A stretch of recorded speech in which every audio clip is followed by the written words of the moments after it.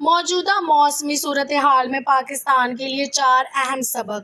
Lower Kohistan کے سوناگی گاؤں سے گزرنے والی ڈبیر ندی میں اچانک طغیانی آ گئی تھی اور اس طغیانی سے بچتے ہوئے وہ 5 لوگ کس طرح ندی کے درمیان موجود ایک چٹان تک پہنچ گئے۔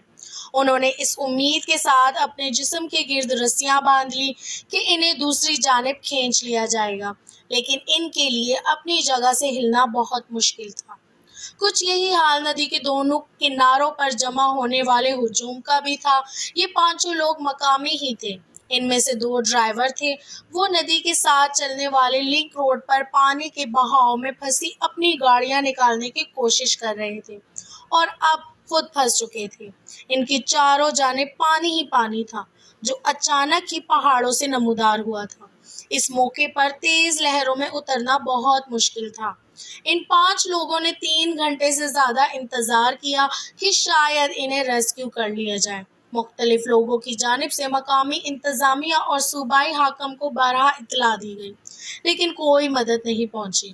پھر کناروں پر جمع ہجوم نے وہ منظر بھی دیکھا کہ ان 5 میں سے 4 افراد بے رحم موجوں کی نظر ہو گئے اور اس ہجوم نے ایک شخص کو ڈوبنے سے بچا لیا۔ اس واقعے کی جو ویڈیوز وائرل ہوئی ہیں، ان میں دیکھا جا سکتا ہے کہ یہ 5 افراد بے یار و مددگار ایک چٹان پر کھڑے انتظار کر رہے ہیں کہ کوئی ان کی مدد کو آئے، لیکن کوئی نہ آیا۔ اس وقت پاکستان کے ایک بڑے علاقے کا یہی منظر ہے جہاں لوگ سخت موسمی حالات اور حکومتی نااہلی کے درمیان پھنسے ہوئے ہیں۔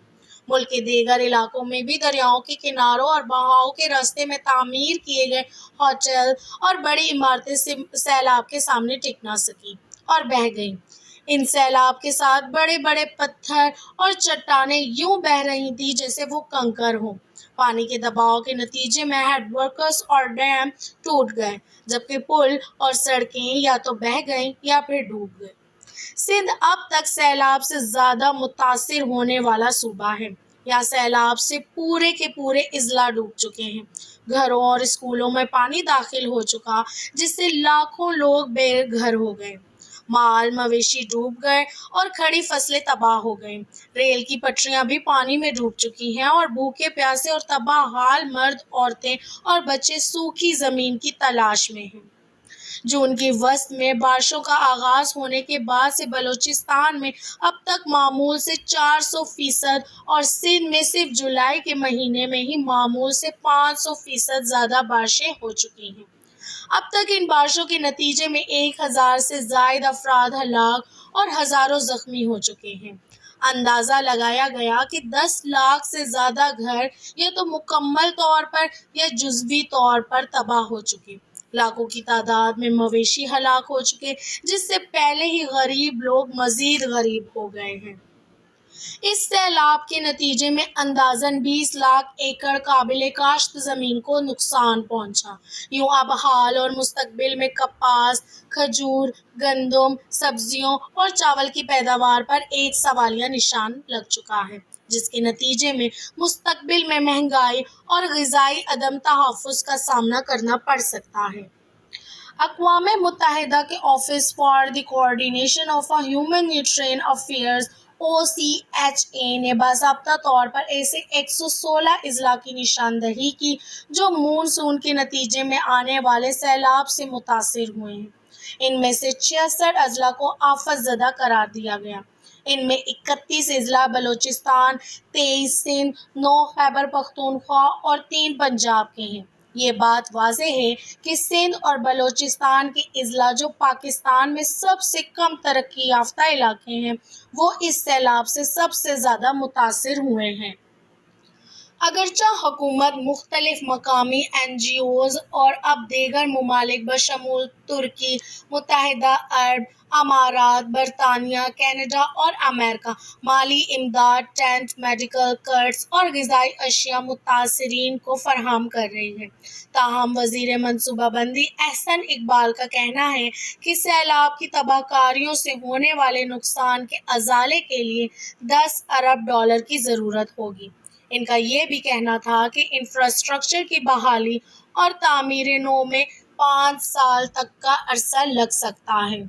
1960 کے بعد سے تعمیر ہونے والے ڈیولپمنٹ انفراسٹرکچر کا ایک بڑا حصہ یا تو بہہ چکا یا پھر غیر فعال ہو چکا۔ یہ سب زیادہ تر ان تحصیل اور تعلقوں میں ہوا جو ترقی کے اعتبار سے پہلے ہی بہت پیچھے تھے۔ اس سیلاب سے ہونے والے معاشی اور معاشرتی نقصانات کے ازالے میں کئی سال یا شاید کئی برس تک لگ جائیں۔ پورا ملک اس وقت قدرتی آفات کے نتیجے میں غیر معمولی تباہی سے دوچار ہے۔ اگر ایک موسمیاتی تبدیلی آن ہونے والے نقصان میں اضافے کی وجہ ہے تو ہماری حکومتی نااہلی بھی اس کی وجہ ہے۔ یہ امتزاج بہت ہی تباہ کن ہے۔ ان کا سب سے زیادہ شکار غریب اور پسا ہوا طبقہ ہی ہوتا ہے۔ اس کا نتیجہ انسانی جانوں کے ضیاع، قدرتی آفات اور بڑی تباہی کی صورت میں نکل سکتا ہے، اور اس سیلاب میں ایسا ہوا بھی ہے۔ سن 2010 میں آنے والا سیلاب دریائی سیلاب تھا جس نے معیشت کو سخت نقصان پہنچایا تھا۔ سن 2022 میں آنے والا سیلاب دریائی سیلاب نہیں۔ اس وقت ہم نے 5 مختلف موسمی آفات کو دیکھا جو ایک ساتھ آئیں۔ ان میں بلوچستان اور وسطی سندھ میں غیر معمولی بارشیں، جنوبی پنجاب اور ذرائع سندھ میں آنے والے تیز سیلاب جو کوہ سلمان کے پہاڑی سلسلے سے شروع ہوا، اربن فلڈنگ جس کا زیادہ شکار کراچی، حیدرآباد، سکھر اور دیگر شہری علاقے ہوئے، اپر اینڈس بیسن میں آنے والے گلیشیل آؤٹ برسٹ فلڈ اور دریائے کابل میں نوشہرہ کے مقام پر ہونے والی تیز بارشیں شامل ہیں جن کے نتیجے میں دریائے سندھ میں سیلاب آیا۔ ایسا پہلے کبھی نہیں ہوا، کم از کم 1918 کے بعد سے تو ایسا نہیں ہوا۔ یہ وہ سال ہے کہ جب سے موسم کے اعداد و شمار کو ریکارڈ کرنا شروع کیا گیا تھا۔ اگرچہ یہ واقعات بھی اپنے آپ میں تباہ کن تھے، لیکن ایک اچھی بات یہ ہے کہ دریائے سیلاب کی صورتحال پیدا نہیں ہوئی۔ منگلا اور تربیلا ڈیم اب بھی بھر رہے ہیں اور اب بھی ان کا اسپیل ویو کھولنے کی نوبت نہیں آئی۔ اب چونکہ بارشیں تھم چکی ہیں، اس وجہ سے امید کی جا رہی ہے کہ دریائے سندھ میں ماضی کی طرح اونچے درجے کا سیلاب نہیں آئے گا۔ پاکستان ماحولیاتی تبدیلی کی لپیٹ میں بنیادی طور پر پاکستان مون سون نظام میں پہلی اہم تبدیلی کا تجربہ کر رہا ہے۔ ایسا پہلی مرتبہ ہوا ہے کہ پاکستان اس بڑے پیمانے پر آنے والے غیر دریائی سیلاب کا شکار ہوا ہے جو تبدیل ہوتے ہی مون سون کا نظام کا اشارہ ہے۔ ماضی میں جس طرح کے دریائی سیلاب آتے تھے، ان کی پیشن گوئی کرنا اور ان کے حوالے سے تیاری کرنا نسبتاً آسان ہوتا تھا، تاہم اب طوفانی بارشیں، گلیشیئر کے پگھلنے، فلیش فلڈ، تیزی سے آنے والا سیلاب اور بادل پھٹنے کی پیشن گوئی کرنا قدرے مشکل کام ہے۔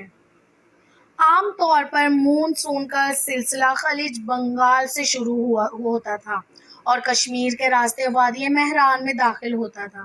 یہ وادی خیبر پختونخوا اور پنجاب کے لیے اس کا راستہ بناتی تھی۔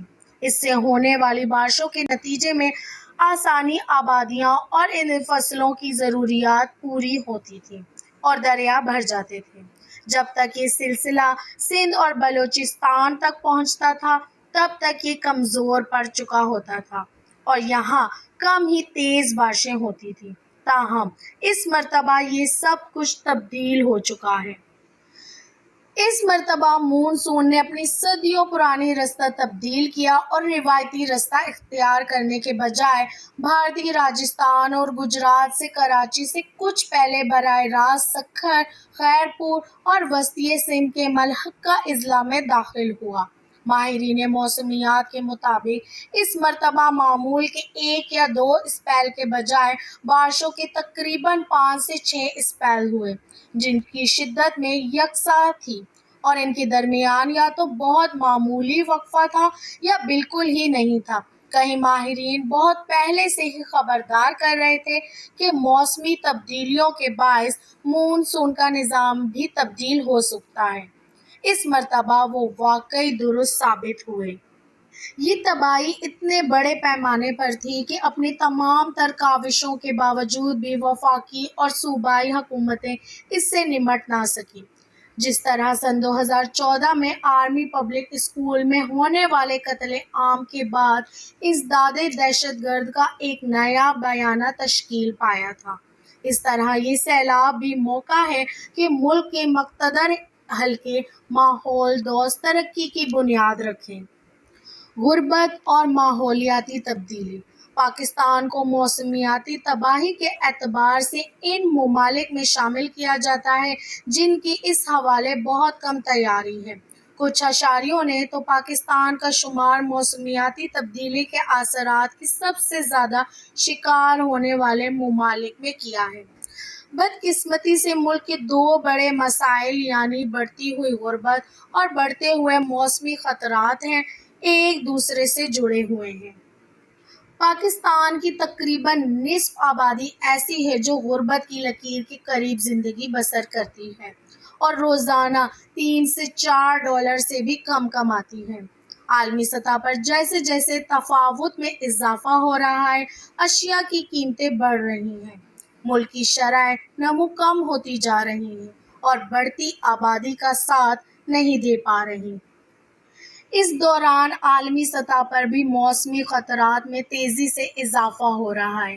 اس کا اشارہ تواتر کے ساتھ آنے والے سیلابوں، آگ لگنے کے واقعات، خشک سالی، ہیٹ ویو اور طوفانوں سے بھی ملتا ہے، جو نہ صرف ایشیائی اور افریقی ممالک بلکہ آسٹریلیا، کینیڈا، جرمنی، برطانیہ اور امریکہ جیسے ترقی یافتہ ممالک میں بھی رونما ہو رہا ہے۔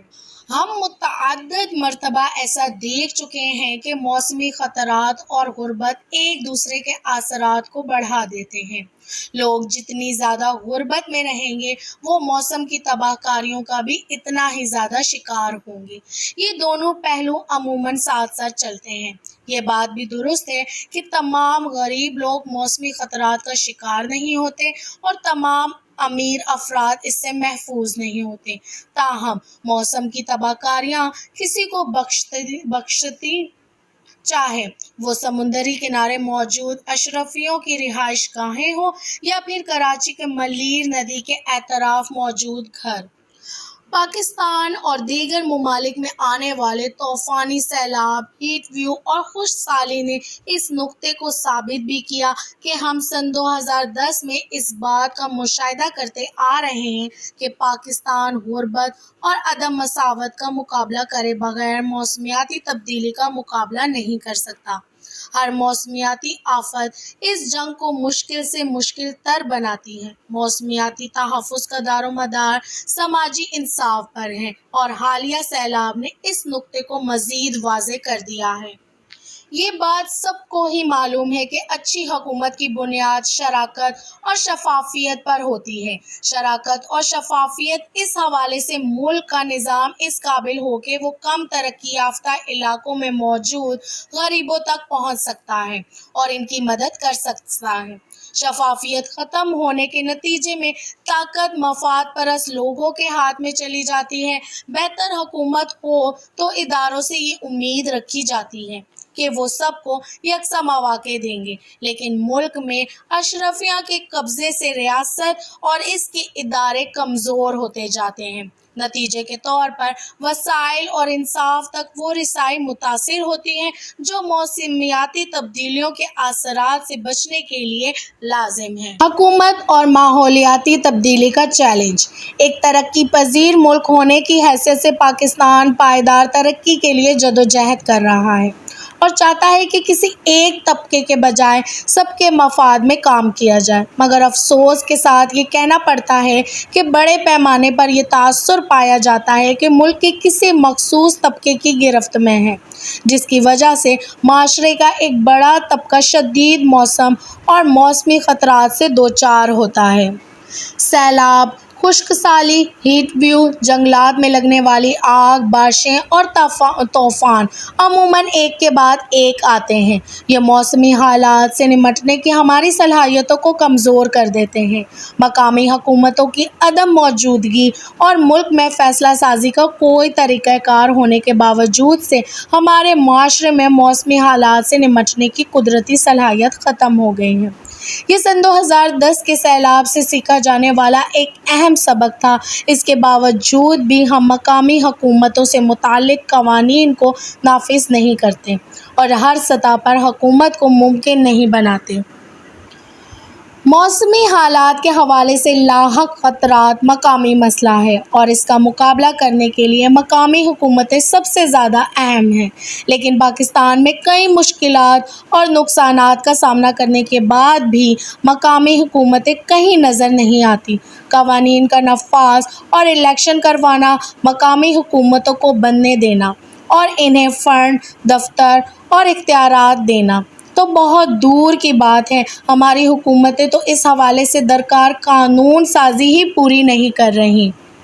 یہ ایک ایسی صورتحال لگتی ہے جس میں ایک کا فائدہ دوسرے کا نقصان ہوتا ہے۔ ایسا لگتا ہے کہ مقامی حکومتوں کو اختیارات دینے سے صوبائی اور وفاقی حکومتیں کمزور ہو جائیں گی۔ یہ سوچ ہمارے سیاسی کلچر میں جڑ پکڑ گئی ہے اور اس حوالے سے کسی بھی سیاسی جماعت کا ریکارڈ اچھا نہیں ہے۔ مقامی حکومتوں کی عدم موجودگی نے پالیسی سازی، وسائل کی فراہمی اور آفات سے نمٹنے کی تیاری کو مرکزی معاملہ بنا دیا۔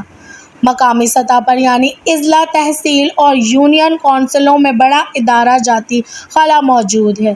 جب بھی کوئی آفت آتی ہے تو وزیر اعظم یا وزیر اعلیٰ کو خود کو جا کر ریلیف کے کاموں کا جائزہ لینا پڑتا ہے۔ ایسا لگتا ہے جیسے مقامی قیادت کی نہ ہی تربیت کی جاتی ہے اور نہ ہی حوصلہ افزائی، یہاں تک کہ مقامی تاجر انجمنوں، بار ایسوسی ایشن، سول سوسائٹی کی تنظیموں اور NGOs کے کردار پر بھی شک کیا جاتا ہے اور انہیں محدود رکھا جاتا ہے۔ مقامی انتظامیہ میں شدید ہی امدادی اشیاء کی تقسیم اور ہنگامی امداد فراہم کرنے کی اہلیت موجود ہو۔ یہی وجہ ہے کہ مقامی حکومتوں کی عدم موجودگی کی وجہ سے ماحولیات کے مسئلے اور قدرتی آفات پر توجہ نہیں دی جاتی۔ مقامی حکومتیں بھی المیہ عوام یا ٹریجڈی آف دی کامنز کا شکار ہو گئی ہیں۔ المیہ عوام اس صورتحال کو کہتے ہیں کہ جہاں پارکوں کے کھیل کے میدانوں، قبرستانوں، نالوں، گرین بیلٹس، فٹ پاتھوں اور پارکنگ لائٹ جیسے عوامی مقامات پر قبضہ ہو جاتا ہے اور مقامی افراد کے زیر ملکیت زمینیں اور جنگلات ختم ہو جاتے ہیں۔ دریاؤں میں کھدائی کر کے ریت نکال لی جاتی ہے اور جھیلیں اور آبی ذخائر آلودہ ہو جاتے ہیں۔ ہمارے ہاں سیلاب اور دیگر موسمی آفات کے انتظام کے لیے شدید ہی کوئی SOPs ہو۔ سویلین ادارے، خاص طور پر میونسپل خدمات اور ماحولیات کے حوالے سے کام کرنے والے ادارے، چاہے ان کا کام پینے کے اور سیوریج کے پانی سے متعلق ہو، برساتی نالوں سے متعلق ہو یا پھر ہنگامی امداد کی فراہمی سے متعلق ہو، سب تباہ ہو چکے ہیں۔ سیلاب یا دیگر آفات کے دوران اشیائے ضرورت کی کمیابی یا ان کی قیمتوں میں اضافہ براہ راست تعلق بلدیاتی حکومتوں کی عدم موجودگی سے ہے۔ جب تک کہ مقامی حکومتوں کے ادارے بنائے نہیں جاتے، انہیں مضبوط نہیں کیا جاتا، ان پر اعتماد نہیں کیا جاتا اور انہیں وسائل نہیں دیے جاتے، تب تک ان آفات کے نتیجے میں ہونے والی تباہی کو کم نہیں کیا جا سکتا۔ National disaster management authority NDMA سن 2007 میں قائم ہوئی تھی اور اس کے قیام کو اب 15 سال ہو چکے ہیں، لیکن اب تک ضلعی سطح کی ڈیزاسٹر مینجمنٹ اتھارٹی DMA کو نہ ہی نوٹیفائی کیا گیا اور نہ ہی ان کا قیام عمل میں لایا گیا۔ ممکنہ طور پر ان کے نوٹیفیکیشن سے بھی مسئلہ فوری طور پر حل نہیں ہوگا، لیکن ہم کم از کم اتنا تو کر سکتے تھے کہ مقامی ڈیزاسٹر مینجمنٹ کے ادارے قائم کر کے مقامی خطرات اور درکار خدمات کو ریکارڈ پر لے آئیں۔ پھر ہمارے پاس پنجاب کے کچھ بڑے شہروں کی طرح 1122 جیسے ہنگامی امداد کے مقامی ادارے بھی نہیں ہیں۔ اگر ہماری حکومت فیصلہ کرے تو آئندہ مون سون سے قبل مقامی حکومتوں کا نظام فعال کیا جا سکتا ہے، بس ضرورت اس بات کی ہے کہ اس کو ترجیح میں رکھا جائے۔ کیا صورتحال مزید بگڑ سکتی ہے؟ ماحولیاتی تبدیلی پاکستان کو درپیش سب سے بڑے خطرے کے طور پر سامنے آئی ہے۔ اسے ہماری قومی سلامتی کے منظرنامے میں بنیادی حیثیت حاصل ہے۔ ہم دیکھ چکے ہیں کہ سیلاب موسمیاتی تبدیلیوں کے باعث آتے ہیں اور انہیں اب طویل عرصے میں ایک بار ہونے والے واقعے کے طور پر نہیں دیکھا جا سکتا۔ انسانی جانوں کے ضیاع کے ساتھ ساتھ اس سیلاب سے قیمتی انفراسٹرکچر کا بھی نقصان ہوا ہے۔ اس کے نتیجے میں پلوں، سڑکوں، hydro power plants, check dam, آبپاشی اسکیموں اور دیگر انفراسٹرکچر کا نقصان ہوا ہے۔ سیلاب کے باعث ہماری معیشت کو بالمعمول اور غذائی تحفظ کو بالخصوص نقصان پہنچا ہے۔ جیسا کہ ذکر کیا گیا کہ رواں سال آنے والا سیلاب غیر معمولی تھا اور یہ دریائی سیلاب سے بھی مختلف تھا۔ اس حوالے سے ہم 3 ممکنہ منظرناموں پر غور کر سکتے ہیں۔ یہ بھلے ہی ایک مشکل سال ہو، لیکن ممکن ہے کہ ہم اگلے کچھ برسوں یا دہائیوں تک ایسے بڑے غیر دریائی سیلاب کا سامنا نہ کریں۔ ہم ایسے کسی سیلاب کا انتظار نہیں کر رہے، لیکن مستقبل میں ہماری تیاری بہتر ہو۔ اسی وجہ سے ہم مستقبل میں بہتر انتظامات کر سکیں گے۔ مایوس کن صورتحال: یہ سیلاب اب زیادہ تواتر کے ساتھ آئیں گے، لیکن ہم ان سے کوئی سبق نہیں سیکھیں گے، بالکل ویسے ہی جیسے ہم نے سن 2010 کے سیلاب سے کوئی سبق نہیں سیکھا تھا۔ ہم مون سون کے بدلتے ہوئے نظام کے ساتھ ہی زندگی گزاریں گے اور اسے نیا معمول بنا لیں گے۔ یہ غیر دریائی سیلاب مزید تواتر کے ساتھ آئیں گے اور ان کے ساتھ ساتھ دریائے سندھ اور اس کے معاون دریاؤں میں اونچے درجے کے سیلاب بھی آئیں گے۔ اس سے یہ سیلاب مزید تباہ کن بن جائیں گے، کیونکہ ہماری تیاری میں تو کوئی بنیادی تبدیلی آنے سے رہی۔ ایسا کوئی سائنسی طریقہ نہیں ہے جس کی مدد سے ہم اس صورتحال کا تعین کر سکیں جس کے ہونے کا امکان زیادہ ہو۔ تاہم اس سال کے آنے والے سیلاب کے تناظر میں یہ بات کہی جا سکتی ہے کہ لوگوں کی جان بچانے کے لیے کی جانے والی کوششیں بڑی حد تک کامیاب رہیں، تاہم ان میں اب بھی بہتری کی گنجائش موجود ہے، جس کے نتیجے میں انسانی جانوں کی ضیاع کو مزید کم کیا جا سکتا ہے۔ اس کے لیے درکار کم از کم ضروریات میں ارلی وارننگ سسٹم اور مختلف اداروں کے درمیان بہتر ہم آہنگی شامل ہے۔ ملک میں اس کا انتظام کافی مشکل کام ہے، کیونکہ اس کے لیے بہت سے ادارہ جاتی پالیسی اور ٹیکنالوجیکل رکاوٹوں کو عبور کرنا ہوگا۔ ہم کورونا اور سیلاب جیسے ہنگامی حالات میں متاثرین میں رقوم تقسیم کرنے کے لیے بے نظیر انکم سپورٹ پروگرام کامیابی سے استعمال کر چکے ہیں۔ یہ فوری طور پر رقوم کی تقسیم کے مقبول اقدام کے لیے ایک اچھا آلہ ثابت ہوا ہے، چاہے اس کے لیے یہ اپنے اصل مقاصد سے ہٹ ہی کیوں نہ جائے۔ ممکن ہے کہ ہماری پالیسی ساز اس آزمودہ طریقے کو مستقبل میں بھی اس قسم کی ضروریات کے لیے استعمال کرے گی۔ NDMA کے تخمینے کے مطابق اس سیلاب سے تقریباً 10 لاکھ گھر تباہ ہو گئے ہیں یا انہیں نقصان پہنچا ہے، اور اسی تعداد میں مویشیوں کا بھی نقصان ہوا ہے۔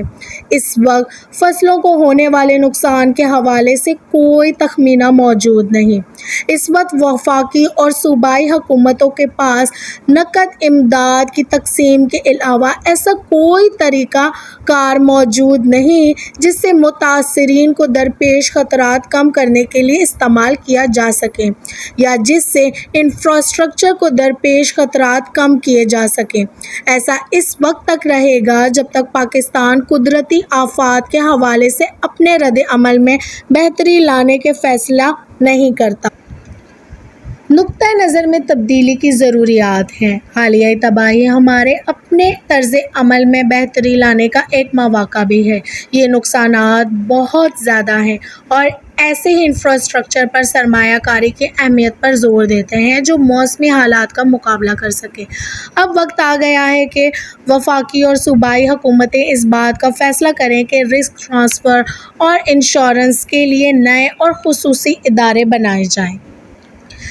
اس ضمن میں ابتدائی طور پر 5 بڑے نقصانات جیسے انسانی جان، آغاز میں برسر روزگار شخص کے نقصان، رہائش کے نقصان، مال مویشی کے نقصان، کھڑی فصلوں کے نقصان اور چھوٹے کاروبار کے نقصان کے حوالے سے کوئی طریقہ کار ترتیب دیا جا سکتا ہے۔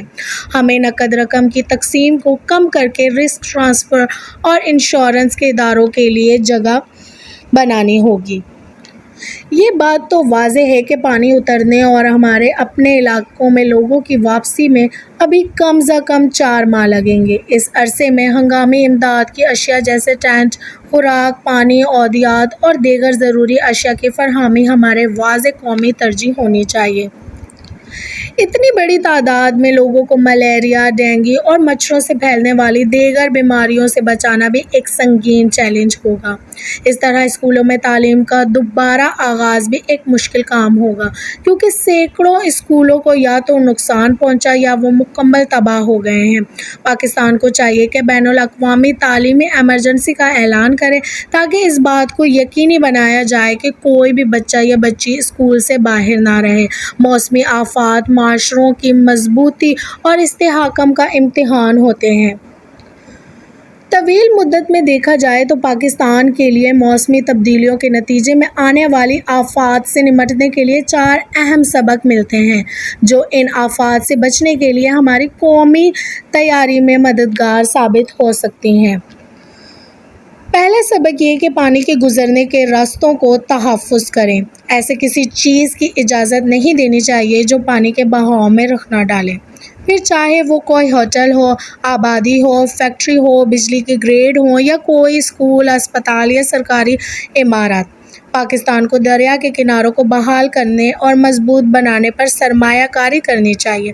قوانین میں موجود ابہامات کو ختم کرنا چاہیے اور ان کا نفاذ کو کوئی بہتر بنانا چاہیے۔ پانی کشش ثقل کے ساتھ بہتا ہے اور اس کے اصولوں کا احترام کرنے سے ہم جانی اور مالی نقصان سے بچ سکتے ہیں۔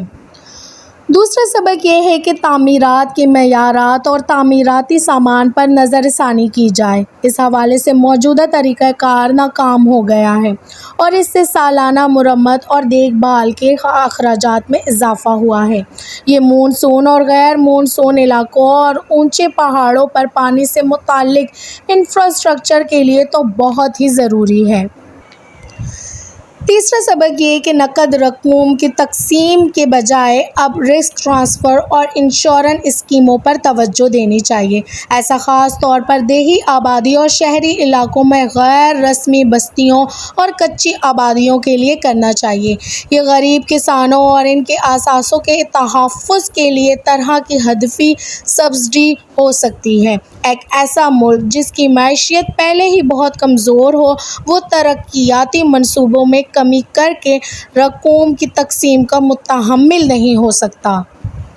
چوتھا اور سب سے اہم سبق یہ کہ چونکہ موسمیاتی تبدیلی کی وجہ سے درپیش خطرات بنیادی طور پر مقامی مسئلہ ہے، اس کی وجہ سے اس کا حل فعال مقامی ہے۔ حکومتوں اور مقامی اداروں کے بغیر ممکن نہیں۔ محدود صلاحیت اور وسائل کی مشکلات پر قابو پایا جا سکتا ہے۔ اگرچہ ان حکومتوں کے نتائج آنے میں کچھ وقت لگ سکتا ہے، لیکن اگر اس حوالے سے فیصلہ کر لیا جائے تو انہیں اگلے مونسون تک قابل فعال کیا جا سکتا ہے۔ در حقیقت تعمیر نو میں اور بحالی اقدامات کے تحت ان 4 نکات پر فوری طور پر کام کیا جا سکتا ہے۔ سن 2005 میں آنے والے زلزلے کے بعد پہلے سے بہتر تعمیر کی پالیسی اپنائی گئی تھی، جس کی ناکامی سے بھی ہمیں ایک سبق ملتا ہے۔ وہ سبق یہ ہے کہ فوری نوعیت کے معاملات کی وجہ سے ہمیں اہم معاملات کو نظر انداز نہیں کرنا چاہیے۔ اگر ہم نے فوراً کام نہ کیا تو ممکن ہے کہ کچھ ہفتوں کے اندر ہم یہ موقع گنوا دیں۔ پاکستان کو اب ایسی تعمیرات کی پہلے سے زیادہ ضرورت ہے جو ماحولیاتی تبدیلی کے اثرات کا مقابلہ کر سکیں۔ موجودہ تباہی نے اس حوالے سے ہمارے سامنے ایک موقع پیش کیا ہے۔